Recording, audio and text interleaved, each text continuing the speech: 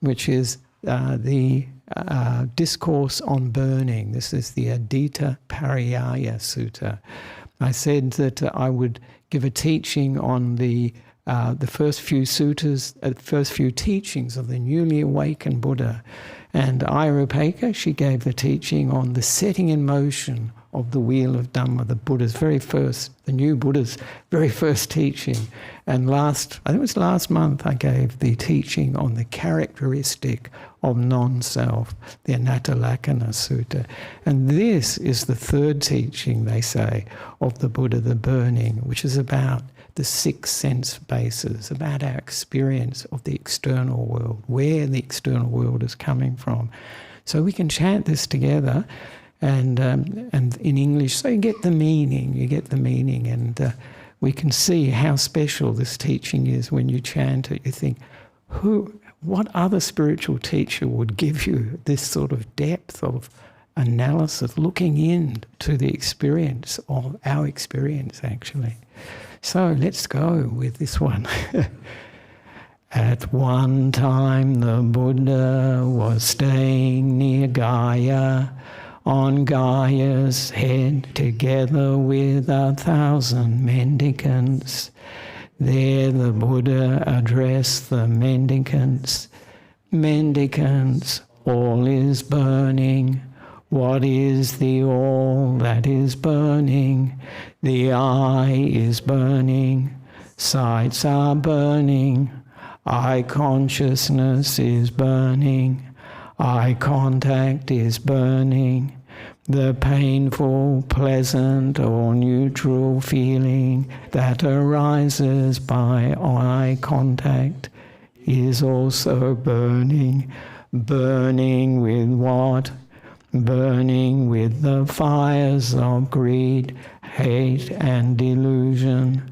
Burning with rebirth, old age, and death. With sorrow, lamentation, pain, sadness, and distress. The ear, the nose, the tongue, the body, the mind is burning. Ideas are burning. Mind consciousness is burning. Mind contact is burning. The painful, pleasant, or neutral feeling that arises conditioned by mind contacts is also burning. Burning with what? Burning with the fires of greed, hate, and delusion. Burning with rebirth, old age, and death.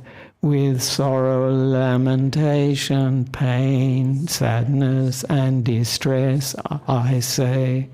Seeing this, a learned noble disciple grows disillusioned with the eye, sights, eye consciousness, and eye contact, and they grow disillusioned with the painful, pleasant or neutral feeling that arises conditioned by eye contact.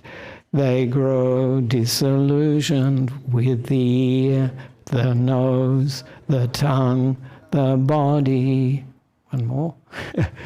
Seeing this, a learned noble disciple grows disillusioned with the mind, ideas, mind consciousness, and mind contact, and they grow disillusioned with the painful, pleasant, or neutral feeling that arises conditioned by mind contact.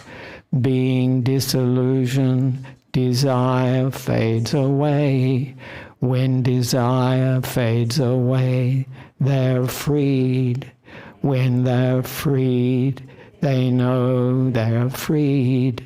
They understand rebirth is ended. The spiritual journey has been completed. What had to be done has been done. There is nothing further for this place.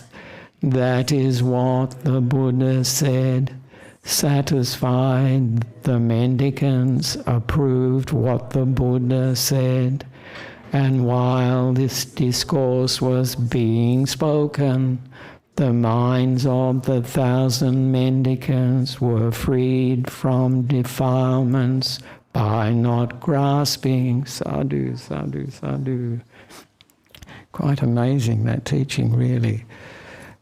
I often reflect what people who've never heard of the Buddha's teachings must think when they hear these teachings or when they read these teachings, because they're so different from any other spiritual tradition. But before I begin talking about the Discourse on Burning, which is, as I said, the third teaching of the newly awakened Buddha, I'd like to first to dedicate this talk to Ayya Upekkha, who was the senior nun at Newbury Buddhist Monastery, to dedicate it out of gratitude for all that she really gave us for years, really years. And this is, of course, her contribution to Newbury and to the Buddhist Society of Victoria here as well. And this is sort of like a gift that she has given us. She gave us really 11 years at Newbury and then 2 years at the Sanghamita Rama Bhikkhuni residence or hermitage, which was here in East Bentley. For 2 years she was there. So 2 years there, and then the establishing of the monastery, and she gave 11 years. That's 13, and wow, was she a powerhouse. Any of you who know her, one thing that I think people would immediately say about Ayya, what would they say? Strength. A very strong person, very strong character, and certainly a lot of energy, drive, and also enthusiasm and good qualities as well. One of her very good qualities was kindness and compassion to people, and many of the people that came to Newbury and here too, when they were having particularly difficult times, I think Ayya was a great source of solace, of comfort for them. And so she was a great help for everyone, with this kindness, and not everyone, but most people with this kindness and compassion.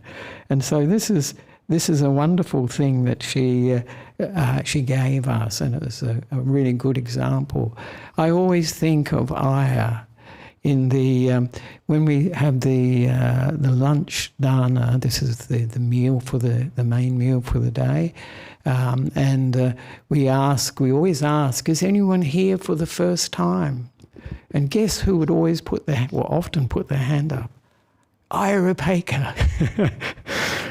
And that was sort of a nice quality, because one of the things I noticed with Ayya is that she could let go 100% actually, and just be fresh again, and sometimes it was very difficult because when you're establishing a monastery, there's many ups and downs, and really without Monk Jag, he was the one who really made it a possibility. He was here for 3 years, living here in this residence here at Buddhaloka, and he gave the Buddhist Society the courage. They needed the courage to really risk it and establish a monastery, because it's expensive. It's also a commitment in time and commitment of support. And he and Ayya Upekkha, of course, had met in Santee Forest Monastery a few years before he came here. And he had this vision of establishing a place for fully ordained nuns, fully ordained monks, laymen and laywomen. And that was their vision. And really, they achieved it. They delivered, as it were, that vision. So that was really quite wonderful. And without him, I think it wouldn't have started. But without Ayya, it would have been very difficult, continuing, because she was that strength. I described her in some parting words on her last day, 1st of September, as the rock. And she was our rock. And to be honest, when she left, it really caused quite a shock to the community, myself included. We could feel the absence of that really incredible strength and that powerhouse. And so this was something that we're very grateful for.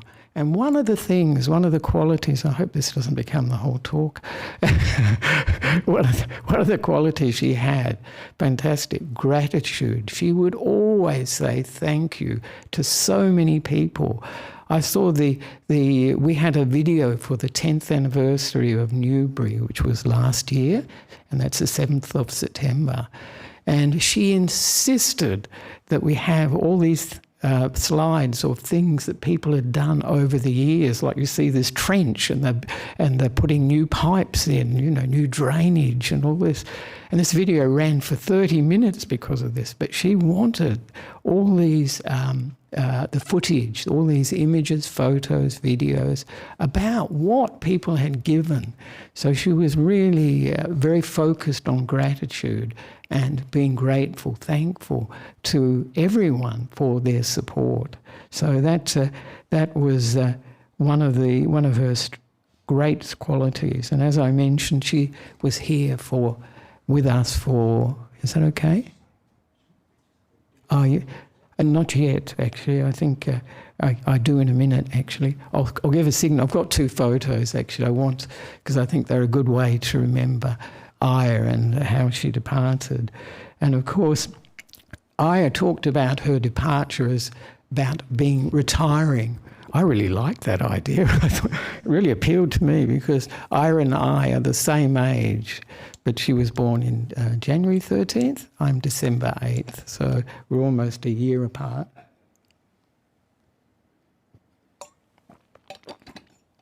So she talked about it as retirement. I thought it sounded very attractive, actually. And she was talking about retiring for the last couple of years. But in the last year, maybe the last 6 months, she talked about retiring in April after the AGM at the end of April. And I can certainly say, from my meeting with her over the last week she was here, I was actually on a meditation retreat for 2 weeks. It was the worst timing possible. I pointed this out to Aya because, I was on a retreat and then I heard somebody came knocking on my door. I was at the meditation centre because I decided I wouldn't do it in my hut, my retreat, 2-week personal retreat. I would do it in the meditation centre because it's not a familiar environment. I think that's an important ingredient for meditation. And then they knocked on my door and they said, Aya's leaving in a week. She'll be leaving next Monday. I said, what? And so the next day I came out of retreat to speak to her. And I was very direct and quite strong actually, and said, look, you're not just an individual nun, you're a leader of the nuns community, a leader of this community. And I was very direct, please wait until after the Rains retreat. We're having a 3 months Rains retreat, finishing on the 7th of October, so only a bit over 2 weeks away. And she wouldn't. She said the plans have been made, the tickets are booked, her son's coming, her sister is coming to help her. And I was quite shocked by that. But what I could see was she was so ready to go and so happy to go. And incredible letting go with that. It was just incredible. So I could accept what she was saying. And it wasn't from a sense of anger or anything like that, though the events that had led up to it had, of course, triggered an early retirement, you could say. She was planning to go in April, and I was thinking, well, maybe she'll go after our Katina or our Rains retreat finishes. Katina is 26th of October. And but she was... And of course, what happened, because she left so quickly, there has been misinterpretations of what happened, what occurred, why she was leaving. But when you see the photos, you will definitely think, no, she was leaving happily. And with a great sense of having... One of the things she did mention that day that I came out of the retreat was that morning, actually, she said, she had achieved what she came here to achieve. The monastery was established. The nuns finally had their own area. She calls it their boundary. That's what she calls it, their own area. After 10 years, more than 10, probably a little bit over 10, of looking after the food, having the lunch dana there, having many guests there, and all that.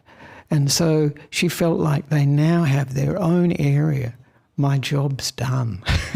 I really got a feeling she was very happy with that. So I think that's good to keep in mind, that Aya was... But one of the things I hadn't realised, and this was one of the driving things for her leaving really so quickly, was that she had been experiencing excruciating back pain.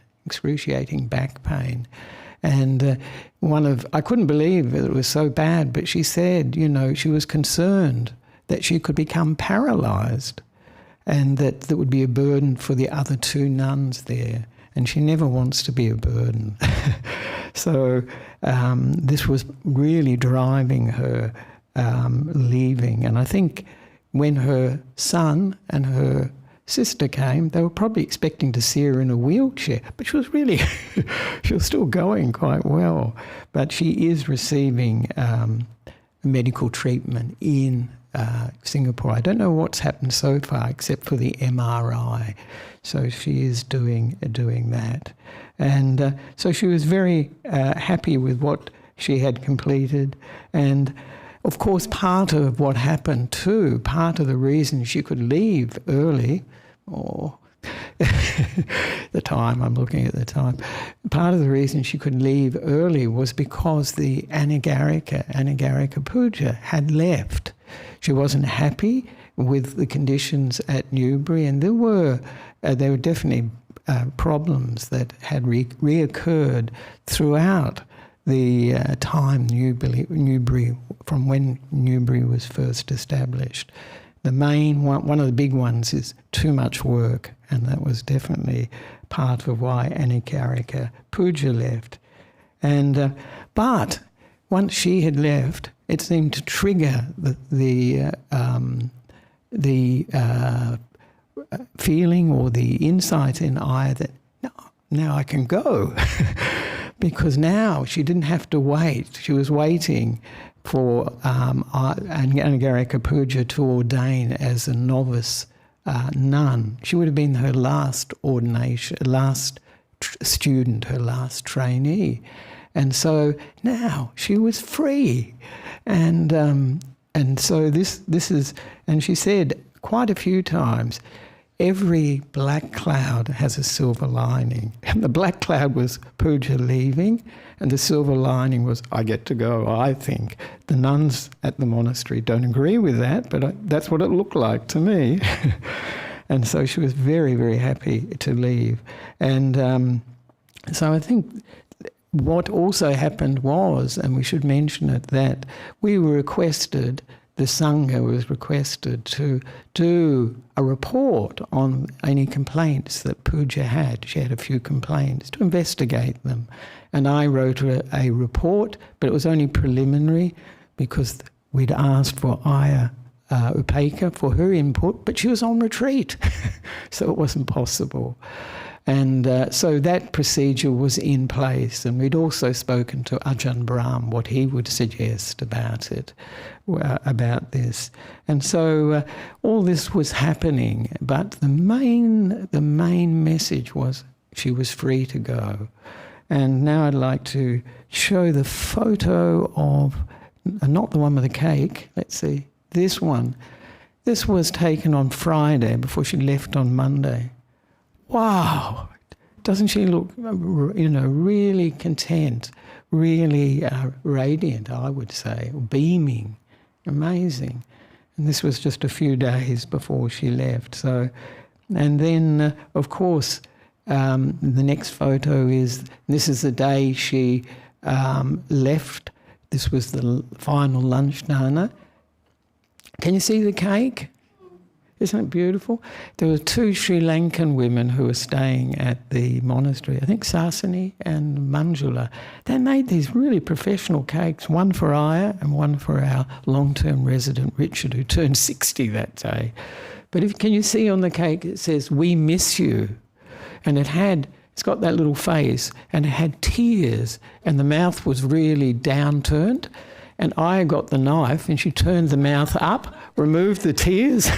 And I thought, what a fantastic message she was leaving. And it was good that she could leave, let go of all that she had built up here, all those attachments, you would say. It was really quite inspiring.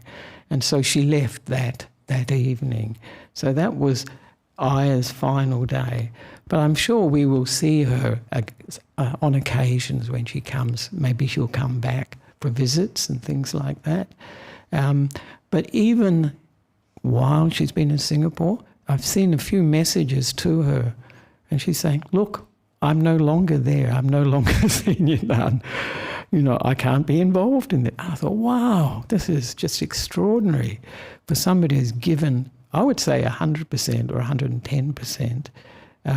And so this is a good message for us to let go when the time is right. So that's the little tribute I wanted to do, because any of you were here last week, Venerable Chi Kuang Sunim, she did a tribute too, because she's known Aya for a very, very long time. But Aya and I, I've been the senior monk for 5 years. I've been in that monastery, 5 years. And so we've worked together over those 5 years. And we got on very, very well. She, in fact, said, when I came, it halved her work, reduced her work. So that was good. Now that she's left, I feel it's increased my work. Fair enough. There we are. So that's the tribute to Ira Paker, and what a lovely image to keep in mind for her farewell. Great, thank you, Ira. Sadhu, sadhu, sadhu, Ira Paker. So brilliant. So this teaching, which remember now to go back, I feel all churned up thinking about Aya. But the teaching we just chanted, of course, as I mentioned, it's the third teaching of the Buddha, the newly awakened Buddha. And I first came across this teaching about the 6 sense bases. Doesn't that sound like gobbledygook? 6 sense bases, but it's actually the 5 senses and the mind. And when I first visited the Buddhist Society of Western Australia in 1983, and the monk who was giving the teaching gave this teaching, and his opening words, I remember it very much, was, "Each of us is the centre of the universe. Each of us is the centre of the universe." Wow. And then he said, "Our own universe." And that is so true. I mean, I could relate to that teaching. I think, we all do live in our own universe. There is a world out there, but what is our reality is coming from inside, our reaction to what we see, hear, smell, taste and touch, and also the mind as well. So this was really an amazing teaching for me, and it really impacted a lot. And of course, it emphasized, as I was just mentioning, that how do we experience our world or the universe? And that's reacting, coming from inside. It's not necessarily so much the outside. Of course, our external experiences do impact on our lives. If you are in a famine-stricken area, it's going to impact on your life. If there's big droughts, if there's big fires, and so on. But even one of the big teachings for me was reading, have you read Viktor Frankl's book, Man's Search for Meaning? And this was a person who was in a concentration camp. And they could go inside and have this sort of ecstatic, joyful, we'd say very deep meditation where the mind was absolutely happy and joyful within itself. And this is in the midst of a concentration camp. This is what Viktor Frankl was, where he was living in concentration camps. He survived, obviously he wrote the book, he survived, but he was able to, in the midst of all that horror, to experience this incredible joy and happiness inside. So this is where the world is coming from. It is always where the world is coming from. If you ask people, where does happiness come from? Where do they say happiness comes from? It's from within. Where else could it come from? You know, it's not the beautiful flowers that are making us happy. The happiness is coming from us. We're seeing the flowers, and the happiness is within us. So this is very good news, because it means we can work on what's within. We don't have to change the world. We don't have to make the world the way we want it. Is that possible? Good luck if you can do it. Politicians, many people have tried, but it doesn't. This idea of utopia, that heaven on earth, it's just not on offer, really. And so this teaching was also a real surprise for me too. I hope I get to it, because the question was, well, what does the world consist of? And I don't know about you, but I always feel like experience. Do you feel experience is very complicated? There's so much happening. Do you feel that? Absolutely. And then I hear this teaching, and the Buddha says the all is the eye and forms, and the ear and sounds, the nose and smells, taste, the tongue and tastes, and also the mind and mental experience, mental qualities. That's all there is, these 6 things. I thought, really? Is that possible? Why does life feel so complicated? And it's just sight, smells, tastes and touches and these ideas or mental qualities. I thought, good grief, this is amazing. And of course, this is what the Buddha says, that this world, the world is to be found, he says, they use this old term, fathom long. Anyone know what a fathom is? It is, it's about 6 feet, I think, because they say the Buddha was very tall. So the world is to be found in this fathom-long body, endowed with perception and mind. This is what's creating the world, of course, our experience of our universe, coming from the mind, from feelings, perceptions, and also our intentional activities and consciousness, the various types of consciousness. Wow! That's everything? That's the whole world? I don't know about you, but that's stunning for me, I think. And I thought, oh, there must be more to it, really. But I couldn't find anything outside of that. I thought, wow, that's an amazing teaching.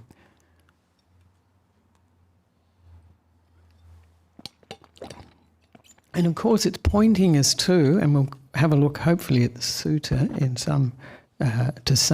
some detail, and what is the process by which we experience our world or universe? And this is very important, because the Buddha is actually pointing out to us that everything, this body and mind, is a process. And to hear a teacher break down our sense experiences, our mental experiences in such detail, just incredible. And I'll get on to why he was doing that, because when you do that, or to say, insight will arise actually, when you see it as a process and not as we take it, and I, me and myself running the show. I'm seeing, hearing, smelling, tasting and touching, and all these thoughts and mental qualities are me. And of course this is what it's pointing to. This isn't the case. So what is this process? And of course the sense contact whether it's through the five senses or the mind, then feeling arising. And these feelings are either pleasant, unpleasant, or neutral. You remember that from the sutta? And because of that, we'll develop a perception of that. It'll be a perception based on this pleasant feeling through seeing, hearing, smelling, tasting and touching, or the mind. And because of that, then we'll react. Usually we will want or we won't want things. We call this craving in Buddhism, tanha. And this is showing the process. It's happening all the time. How many of us have noticed it ourselves? Yeah, we do. You know, you're on the internet perhaps and see an advertisement. Oh, yeah, I want that. But we don't think, oh, sense contact, oh, feeling, a pleasant feeling has come up, you know, and perception of this visual image and this feeling giving rise to want it, must order it now, that idea. So we can, our world, our experience is exactly this all the time, but how many of us actually notice that? And of course, when we do notice that, it allows us to step back and to watch the process much more. It allows us to not take it so personally. It allows us to learn a lot about how the mind is working, the body is working, and the world, how we experience the world. And of course, we learn a lot from this experience, and this is what I mentioned a little bit before. And there's a lovely story that I like very much. I think he told it at Ajahn Jagaro told this story when he was talking about we are the centre of the universe. I thought, great, our own universe. But he mentioned that when he was a young monk, he trained in Thailand. Do many of you remember Ajahn Jagaro? The older members do. He was a great inspiration for me, actually, and he was from Melbourne. He was from Melbourne, and he supported this centre a lot. In fact, he was the one that was here when we bought these two properties, and he was like a dynamo actually doing the renovations. I think I was a layperson helping with painting and doing all this, but he was a real dynamo and a great inspiration for us. Unfortunately, he disrobed in 1995. So there we are. But when he was a young monk with Ajahn Chah, you probably heard of Ajahn Chah, famous meditation teacher in Thailand, Ajahn Chah sent him to a monastery where there were a few monks, but there was no teacher there. And then Ajahn Chah was doing one of his tours of the monasteries, and he went to that monastery, and Ajahn Jagaro complained. He said, Ajahn, there's no Tanajahn, they'd say. There's no teacher here. I need to go to a place where there's a teacher. Presumably, I need to come back to the main monastery where you are. And what did Ajahn Chah say? Did he say, oh, yes, you come back? No, I completely understand. He said, no. He said to him, you have 6 teachers here. 6 teachers? There was only about 4 or 5 monks. And he said, you have the eyes, the ears, the nose, the tongue, the body, and the mind. These are your teachers. But, he said, you have to be a good student. There's always a catch, isn't there? And so he was pointing out, he was encouraging him to reflect on his experience of here and now. Buddhism is always about our experience of here and now. This is the present moment, what we're experiencing, the here and now. And so this is the teaching he gave Ajahn Jagaro. And of course, it is again, reinforcing that idea from our sense contacts. We get feelings and perceptions and then reactions. And what are we learning from this? We're learning, and I think everybody knows this, that all our sense contacts, seeing, hearing, smelling, tasting and touching, and the mind, thinking, different mental states, emotions, they all come and they go, don't they? And the sense contacts, especially the physical ones, they can't last too long. Could you eat your favourite meal for an hour or 2 hours? Just keep eating, eating, eating. Could you? No, you couldn't. I do remember seeing this French movie. It was really quite outrageous French movie called Le Grand Bouffe, where these people were eating themselves to death. And it was sort of, I think it's supposed to be a satire on our consumer society. It was really bizarre. But they were eating and eating until they finally passed away, one after the other. So this is teaching us, these sense contacts, they can't last too long. Otherwise they will become completely the opposite. They will turn into torture. So your favourite song, your lovely music, if you have to listen to it 24/7 for a long, long time, will it be your favourite song?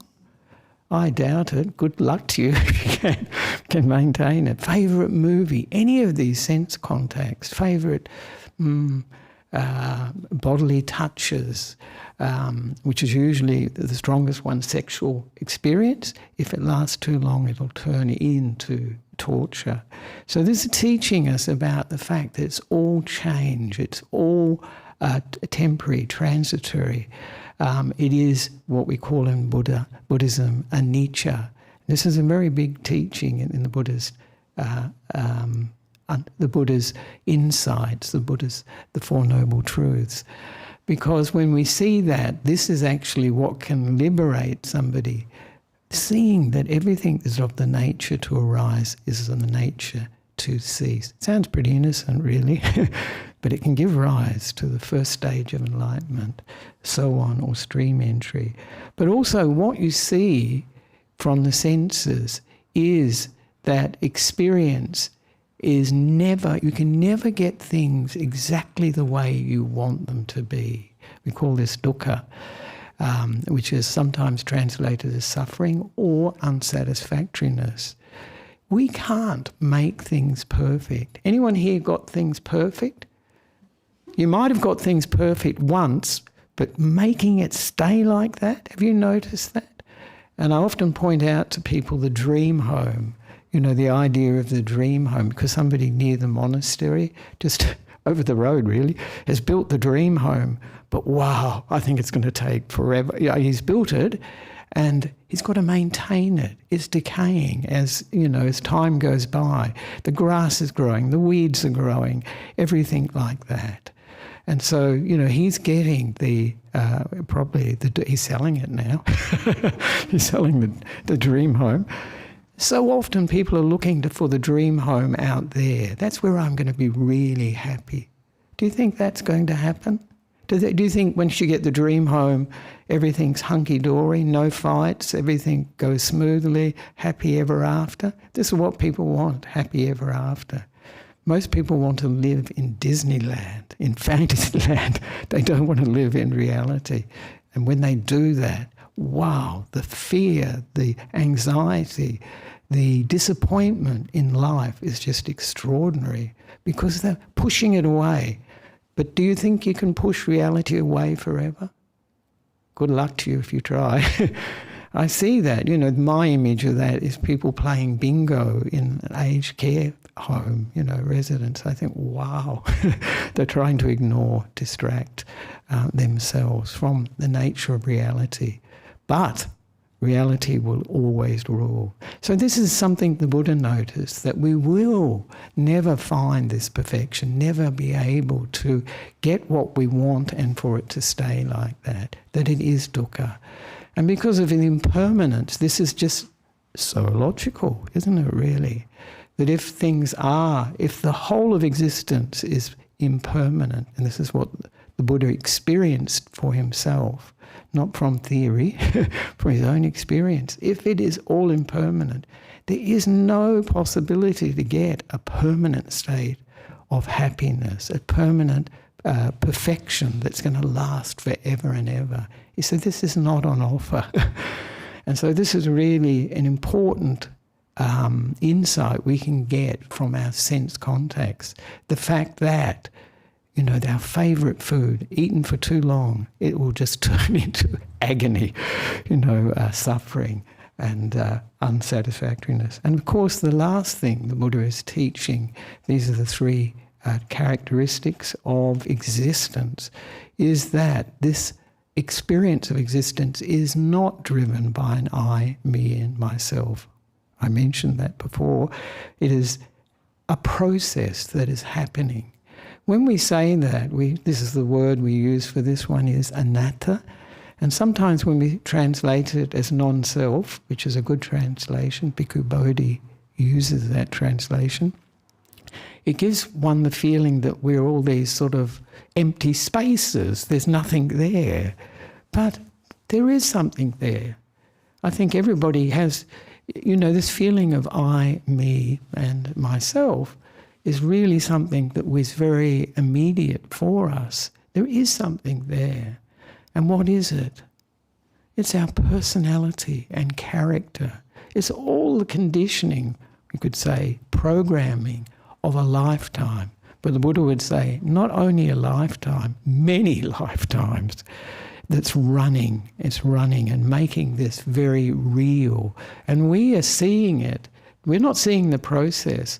It's a bit like these movies, the old movies, where you have frames, and when you speed it up, it's moving and it flows. But in actual fact, we're not seeing the process that's making that movie. Once we see the process, we realize, it's not me, it's not I and myself that's running the show. And this is good news, because people feel they should be able to, through willpower, through the sense of myself and willpower and what's mine, be able to make the world the way it is, make their minds the way they want it to be. But they can't, because this is one of the teachings of the Buddha, really, that this, if we were the owners of this body and mind, we could say to the body, don't grow old, for sure, don't get sick, great, and certainly don't die. We should be able to say that. If we were the owners of these minds, we should be able to say, I don't want any depression, I don't want any anxiety, I don't want any of these distress, despair, that's what the Buddha mentions, displeasure. We would be able to control it, but we can't, because we're not the owners. And I often mention in Thailand, when I was there in the early 2000s, they had these T-shirts. A lot of people were wearing these T-shirts, and I was really intrigued because it said, no owner. I thought, wow, that's really interesting, no owner. I knew what it was pointing to, this non-self. But this is what Ajahn Chah, that teacher I mentioned, the teacher of Ajahn Jangaro, was pointing out. There is no owner. We can really relax. And when we understand the system, when we understand the nature of reality, we can flow. We can really be happy. And so this is a very big teaching that Ajahn Jagaro is getting from these 6 senses. We think, wow, it's just normal, isn't it? But really, there is so much insight to be had from our experience of the 6 senses. And of course, I'll just mention, and Ajahn Chah also had another disciple. Many of you heard of Ajahn Sumedho. He's probably more famous than Ajahn Jagaro now. But Ajahn Sumedho was one of the first monks at Ajahn Chah's monastery in northeast Thailand, called Wat Nong Pa Pong. And he was there, and he's American. And he came to the monastery, and he was very idealistic. So he found that he was so critical of the monastery and the way the monks were doing this and that. And a classic example was when the Sangha there decided they wouldn't smoke, because in those days, you're looking at the 70s, smoking was very common. And they all decided it. And then Ajahn Sumedho came across Ajahn Chah. What was he doing? smoking. And he said, we've just decided. And this is a very Western way to approach this. But he had many criticism, and he was really suffering because the monastery was so imperfect. Everything was wrong and all this. And then Ajahn Chah just pricked it with one comment, and he said to him, Samedo, is this monastery suffering? And he's pointing out that the suffering is not out there, it's in here. Once we see that, we've got a chance to work with our experience of the world. So it was really moved it for him. So, and I was going to mention Ayakema too, so that she had a lovely teaching, and I think this has always been a takeaway. She was one of my teachers, actually, and I knew Aya from, I think, 1993 until she passed away in 1997, I think 2nd of November. And she was a great teacher, she really was. But she had this teaching that with the 6 senses, they are only triggers. What we see, hear, smell, taste and touch are only triggers. And what are they triggering? As the Buddha mentions in this sutta, greed, hatred and delusion, lots of other emotions in there too. Sometimes some positive ones too, of course. But she was mentioning these are triggers. And then when we see that these things are only triggers, when we see that what we read or we hear and we get angry and so on is really only a trigger, those sounds, those words, only a trigger. And her message was, don't blame the trigger. Don't waste your time blaming the trigger. And this is what most people are running on, blaming others, blaming the world for their unhappiness, for the difficulties they're experiencing. Sometimes there are issues, sometimes there are difficulties that have to be addressed. But she would teach that. And one of the nice similes she had was like a jack-in-the-box. Do people know what a jack-in-the-box is? They used to be common, many years ago. That box, and you touch the box and the doll jumps out. And this jack-in-the-box, it's on a spring, isn't it? And it just jumps out. And kids loved, then they loved doing it. Now I think computer games, they probably think, oh, come on. This is a bit boring. In those days it was quite good. It could occupy you for a long time. But she said, if one has really... and the jack-in-the-box, of course, the touch is like our sense touches, sense contacts, these 6 senses.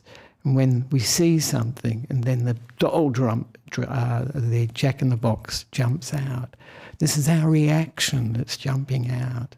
But what she pointed to was as we develop our insight, we can actually remove the spring.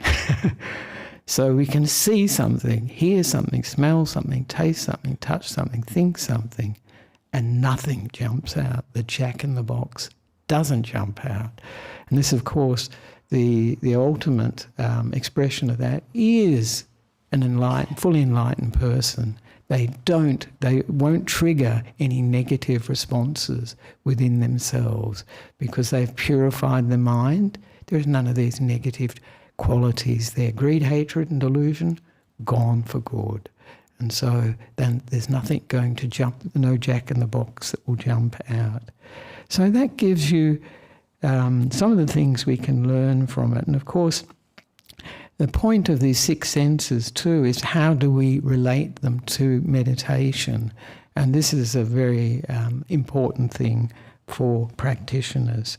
And of course, it's realizing that the mind is the forerunner, number one. If we look after the mind, if we know what's wholesome, what's positive and what's negative, then we can really look after the mind. We can develop the spiritual path. If we have no idea, and I have met people, it's really regrettable, have no self-reflection, very little. They can't see their part in situations. And so they can't recognize their own unwholesome actions by body, speech and mind, always denying it, always blaming somebody else. And that way they will never grow. And it doesn't matter what spiritual tradition one is in, if one doesn't have self-reflection, it's not going to work. It's not going to work. And also, and as I mentioned before, what we learn in meditation is we often think that happiness lies out there in the world, but meditation teaches you that happiness is here inside. And I love this saying. Ajahn Brahm uses it a lot from Ajahn Buddhadasa. Yes, happiness, a joy at last to know there is no happiness in the world. Joy at last to know there is no happiness in the world. Where is the happiness? Yeah, exactly. That's what it's saying, really. And of course, the spiritual path is about, too, looking after our minds. And this means sense restraint. Means that the Buddha, is a very big teaching in the Buddha, of the Buddha, Indriya Samvara. When we see sight, smells, tastes and touches, we should restrain the senses if they give rise to a lot of greed or desire, a lot of aversion or hate, and a lot of delusion, the sense of self, all these negative qualities. But really what we see is that the mind sense is the one that we really need to restrain, because it's impossible not to see, hear, smell, taste and touch. This is another teaching of the senses, is that we can't turn them off. They're running. We can put ear plugs in. We can put eye shades, cover the eyes like on aeroplanes and so on, only temporarily. We are exposed to the sense contacts. We cannot turn them off. And this is why deep meditation is actually a very powerful experience of letting go of the body. And if one goes into the really, really deep meditations, the body's disappeared completely. And what's more, one is even happier and joyful than ever before. It's like more happiness than one has ever experienced. And what comes of this deep meditation, of course, any meditation to some degree, it purifies the mind of these negative qualities that block meditation, the hindrances particularly, and also it gives this clarity that the mind is freed up from these negative qualities. They take up a lot of our bandwidth, as it were.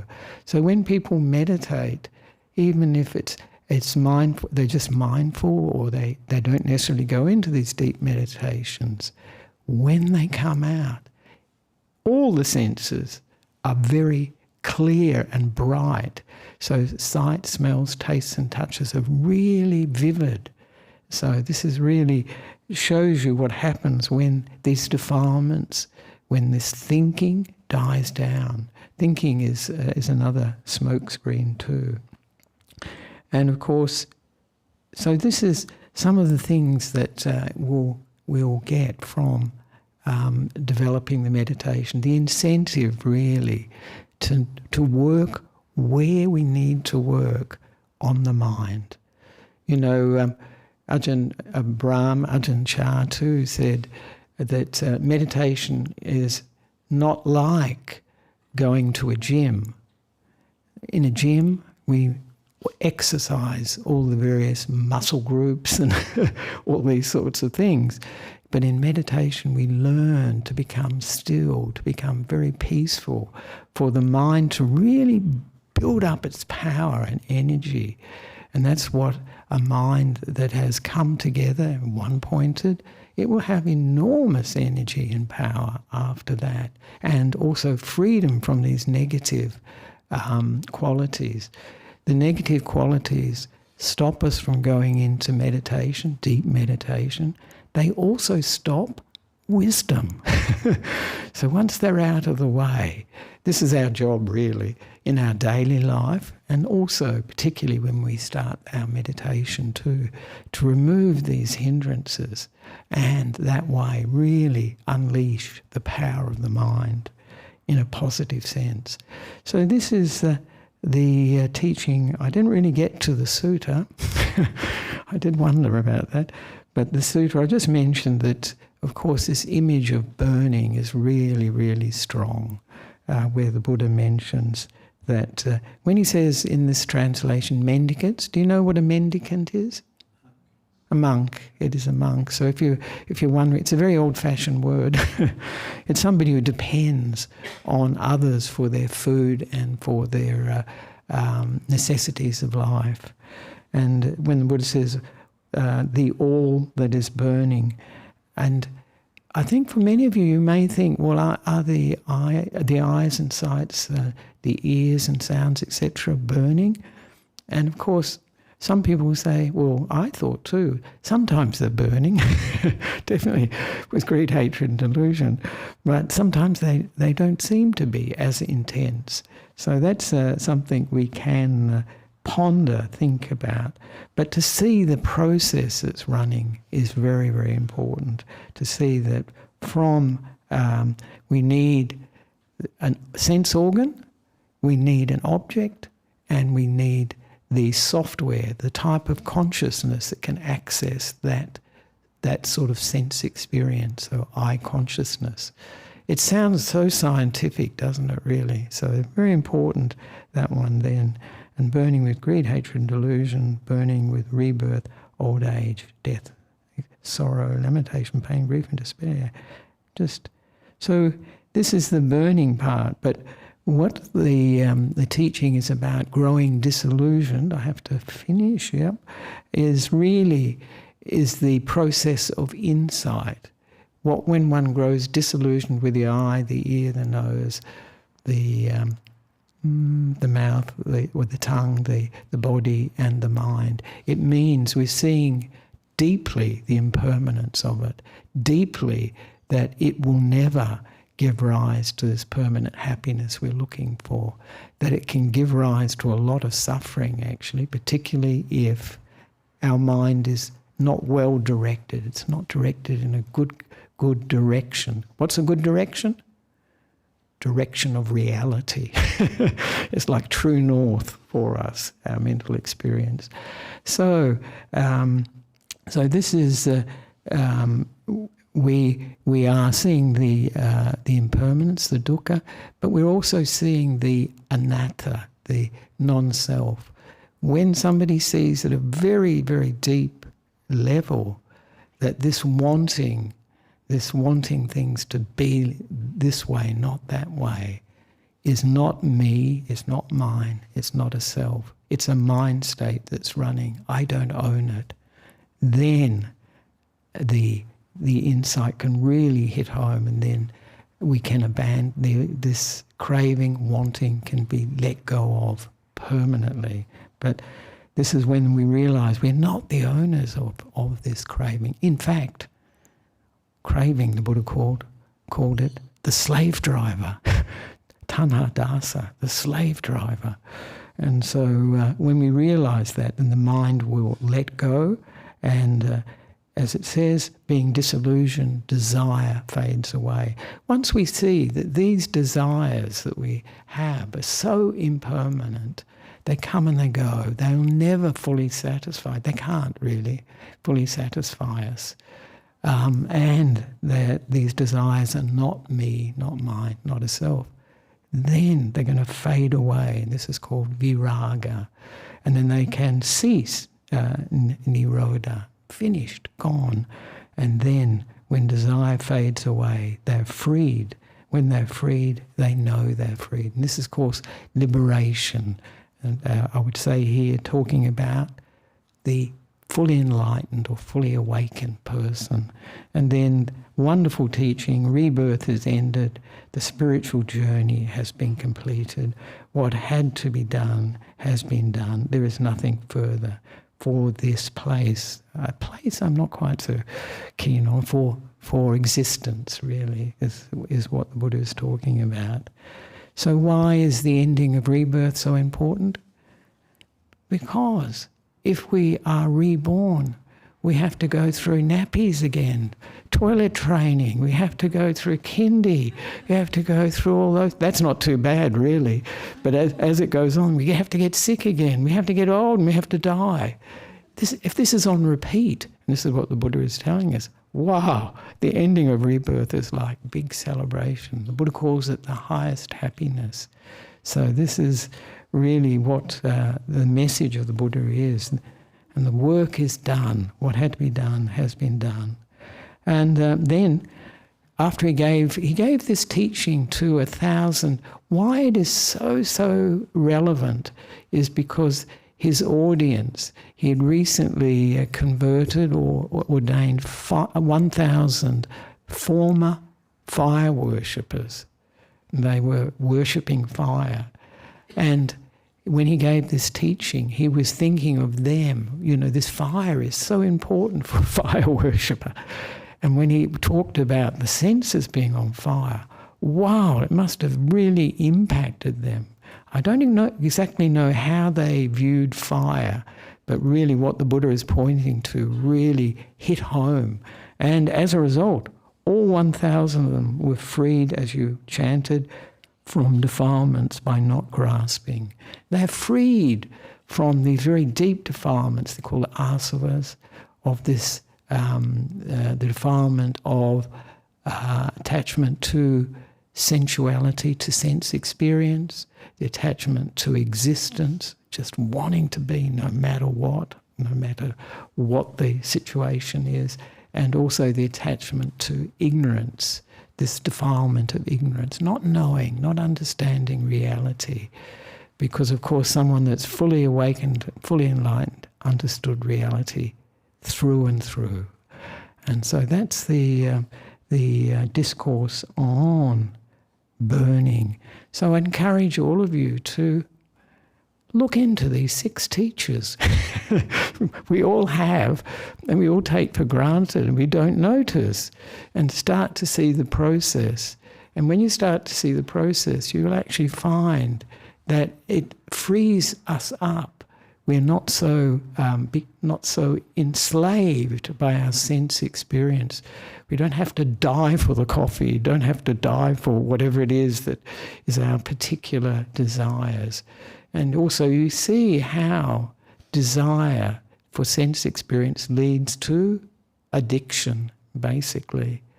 Even though most people may be not addicted to drugs, hopefully not too much to alcohol, all these things, but everything in the sense world, if we like it, we'll go for it, and we'll do it again and again and again.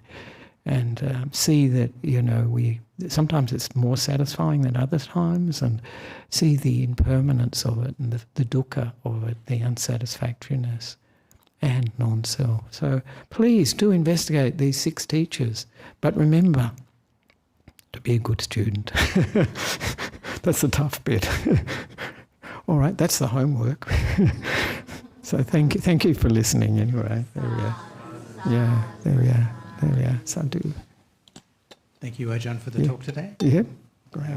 We are running pretty late. much almost out of time, but maybe we've got time for one question from the audience here.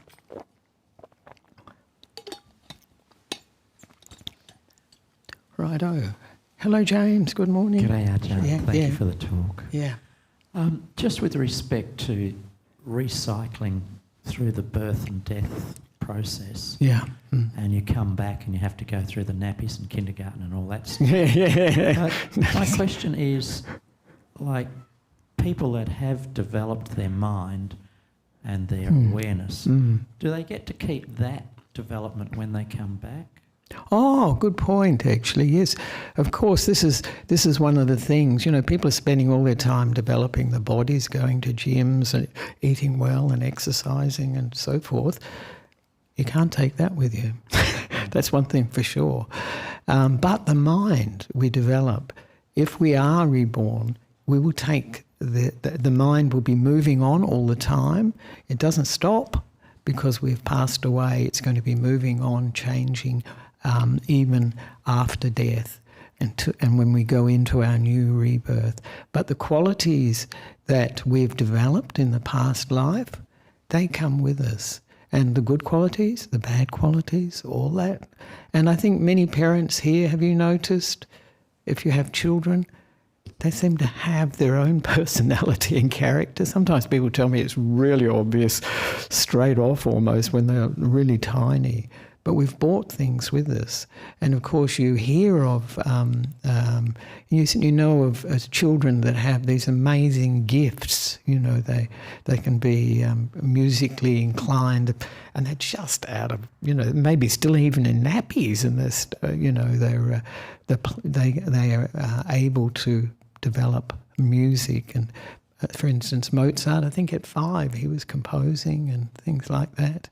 And other children, I've seen some on, you see all these things on YouTube, of course, child geniuses, you know, solving they asked this child, you know, this mathematical question, incredibly huge number, instantly comes back with a number, the answer. So we're bringing things from our past life. Let's make sure they're good things. This is what our job is. The beautiful body, it's good, and strong, healthy, good in this life, but you can't take it with you. A beautiful mind, yes. A strong mind, a wise mind, yes, you can take with you. And it will be great blessing. And of course, if somebody has developed the qualities to lead to the first stage of enlightenment, or they have achieved the first stage of enlightenment and they are reborn, then that child will have those qualities of being like a really, really amazingly good child, and really special. And they say that in that life they will re-experience that experience of the first stage of enlightenment. So so this is why the investment is really in our minds, not in the body. But everything we do in this world is geared to the body, isn't it? To our houses, to cars, everything is geared. And the meditation centres, most of them are much smaller than Chadstone. Chadstone is growing all the time. But is the BSV, are we taking over the whole block? You know, all the houses around us expanding. No, it's unlikely we will. Because people know the happiness out from the senses. Even though it can be very disappointing, that's what they're used to. So they'll tend to go that way. Whereas really, the happiness that they're searching for is always inside. Always has been inside. Yeah. So there we are. Thank you, James. Thanks. Yeah, there we are. Ajahn, there's just one question. We probably need to go to announcements, but there's one question here. All right, good. That's off topic, and just looking at the lead-up comments to it, and the person's obviously hurting, so I thought I'd just ask the question that they've asked here. I've asked everywhere for help to feed the starving people, even a small amount. I want to know why they always say no. I'm losing faith in humanity. Love you, Ajahn. Yes. I think, again, this is putting our happiness out there, expecting people to respond the way we're responding. And if we do that, we're actually undermining the happiness and the good intention we have by spoiling it, by actually seeing that other people don't share our expectation, our intention. So I would say it's like when, when somebody does something for us and they don't even say thank you. If we get really disappointed with them, then we are actually spoiling our minds, that sense of doing something good. So the point I would say for this person is to do what you can do for those people who are starving, who need food. Be an example And if you're a strong enough, good enough example, others will come on board. There are a lot of people that do share your concern. So it's not like you're the only one. But if we look at others and feel disappointed that they are preoccupied with their lives, with the difficulties in their lives, their work, their families and so on, that's going to undermine that good intention. No, just keep going for it. And of course, the recipe for success is persistence, determination to keep going. And so you will do, and if you do that very single-mindedly and 100%, others will be inspired, others will come on board. But please don't be disappointed. Don't have expectations of others. When you do that, you're putting your happiness in the hands of other people. You can do something. You be an example, and feel good about what you're doing. So that's what I would say to that person. Yeah. I don't know if good. There we are. Oh, the mic. There we are. Now for the announcements. Thank you, Ajahn. Time for an intermission. Lewin, do you want to speak on the citizen thing? I'll do the other announcements first. Because this is about food, isn't it, too? That's great. This is a good answer to that person, yeah. That you're doing something in that area.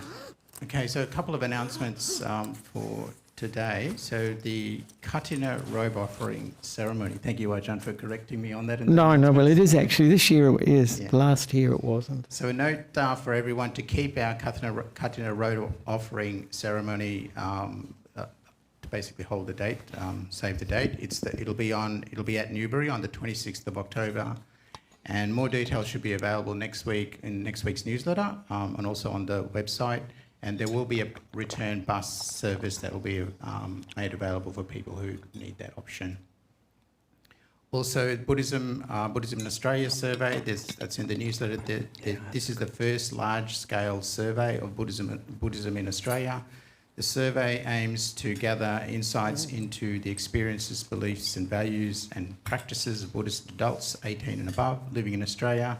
Please refer to the newsletter for more details on how to, which also contains a link to participate in the survey. It looks like part of it is run by Deakin University, from what I could see there. Yes, a number of universities actually. There's quite a few of them that are involved. Also, next Sunday is our Kalyanamitta Cleaning Day. That's the last Sunday of the month. We always have that.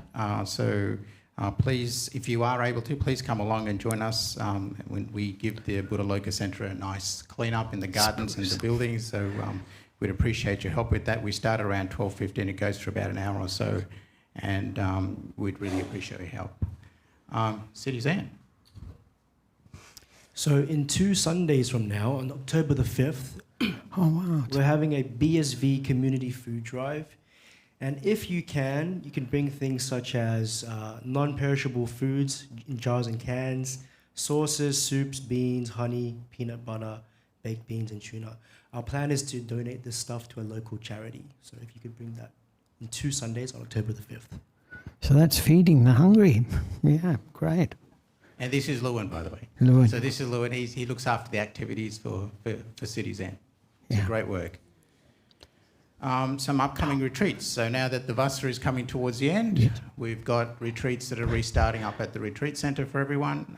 So these are organised retreats as opposed to self-retreats. So the first one is from the 31st of October to the 4th of November. It'll be Ajahn Sunyo, who's given a number of retreats in WA. Yeah, he has. Very popular. A 9-day one, in fact, I think. Yep. So this will be a 5-day retreat. And then also from...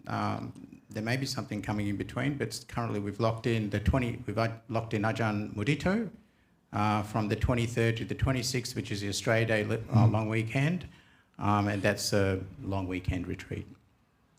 Okay, for this week's teaching program, Monday night, Ajahn Nissarano, you'll give the meditation tomorrow night here at Buddha Loka. And then Tuesday night, it'll be the layperson-led meditation at 7:30 here. And then I don't need to mention those announcements today. And then next week's teaching program, we've got the Sunday Dhamma talk will be given by Venerable Pasadika, and then Monday night will be Ajahn Sataro. And also for Sangha Transport. Yes, that's good. Yeah. Oh, there we are. Sangha Transport, can anyone offer Ajahn Nissarano a lift this Tuesday morning at 8:30 to, leaving here at 8:30, 8:30 to Newbury Monastery in the morning. In time for the lunch dana? Did you just put your hand up? Okay. Oh, already? I don't Oh, need to thank say you, more. Lewin. That's good. Well You're done, going. Lewin. All right, Citizens 8:30 here. activities It's good. manager. Yeah. Right. Yeah, it's great. We'll be there for the dana. Right. Great. Oh, All good. right, well, that's Instant. it, Yeah, you're on holidays. Great. That's good. 8:30 on Tuesday. That'd be lovely. That's Thank you, good. Ajahn. And now, for those who'd like to, we can pay respects to the Buddha, Dhamma and Sangha, where this extraordinary teachings have come from.